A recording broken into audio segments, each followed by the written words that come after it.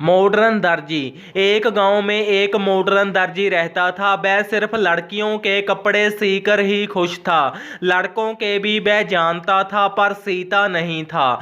एक दिन मुकेश की बहन का विवाह आ गया और उनके गांव में कोई और दर्जी है भी नहीं था, केवल वो ही था।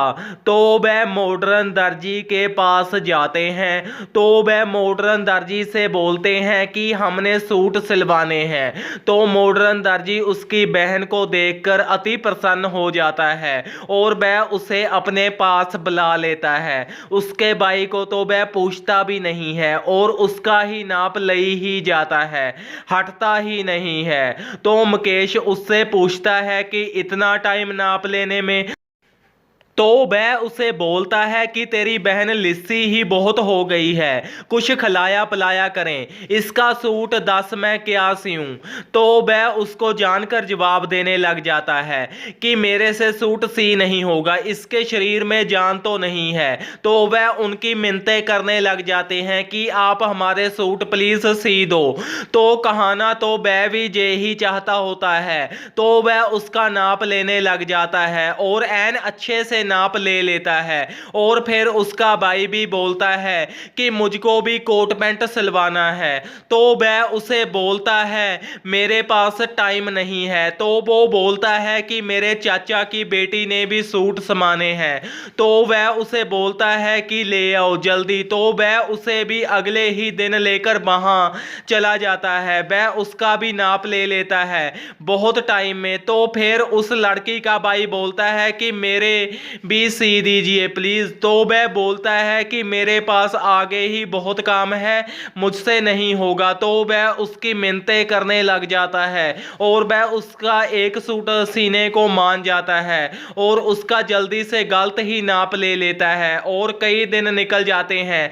वह मुकेश की बहन का सूट और उसके चाचा की बेटी का सूट एन अच्छे से फिटिंगदार सी देता है और मुकेश के सूट का उसका फाहा ही बड़ा होता है। तो जब मुकेश की दोनों बहनें सूट देखती हैं अपने, तो वह बहुत ही प्रसन्न हो जाती हैं। वह उसे पूछती हैं कि कितने पैसे हो गए हैं। तो वह उनसे कहता है कोई बात नहीं, फिर पैसे ले लेंगे, पैसे कौन से भागे चले हैं, घर में ही तो हैं।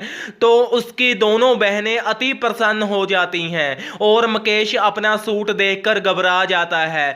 तो वह दर्जी भी कुछ बोलता ही नहीं है और मुकेश अपनी दोनों बहनों को लेकर तुरने ही लगता है दर्जी के पास में से। तो दर्जी बोलता है कि आते जाते रहा करो कुड़ियों, नए नए डिज़ाइनर सूट सिलवाने के लिए। मेरे पास तो वह भी बोलती है हाँ जी जरूर, हमारी ही तो अपनी दुकान है, हम जरूर चरण पाते रहेंगे।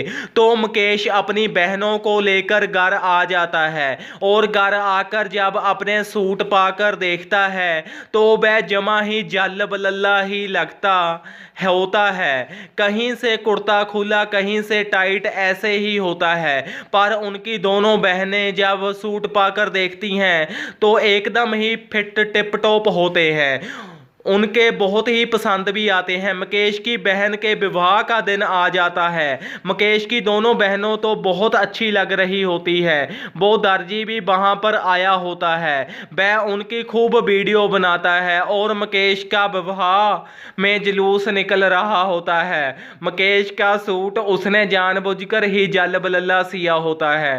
तो विवाह हो जाता है और मुकेश की बहन अपने घर चली जाती है।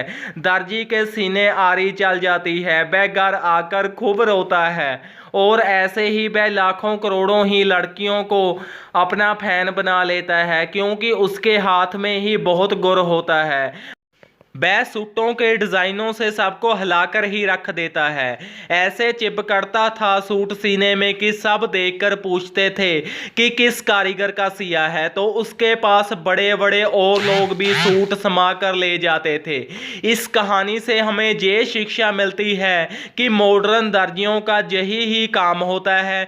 जैसे कि आपने इस कहानी में देखा कि वह लड़कियों का काम एन अच्छे से कर देता है और उनके भाई का नाश मार देता है। ऐसे ही मॉडर्न दर्जियों का काम होता है। जे आज के समय भी बहुत हैं। आज से कुछ समय पहले तो बहुत गाँव में देखने को मिलते थे, लेकिन अब जे बड़े बड़े शहरों में ज़्यादा देखने को मिलते हैं। जे केवल होते पुरुष हैं, पर महिलाओं के दर्जी होते हैं। पुरुषों का काम तो जे करते ही नहीं हैं, बस लड़कियों के ही सूट सीते हैं, इस कहानी की तरह ही। धन्यवाद। इस कहानी को ज़्यादा से ज़्यादा शेयर करें। अगर आप चैनल पर नए हो तो चैनल को सब्सक्राइब जरूर करें। सब्सक्राइब के साथ बेल आइकन भी प्रेस करें ताकि आपको वीडियो का नोटिफिकेशन मिल सके।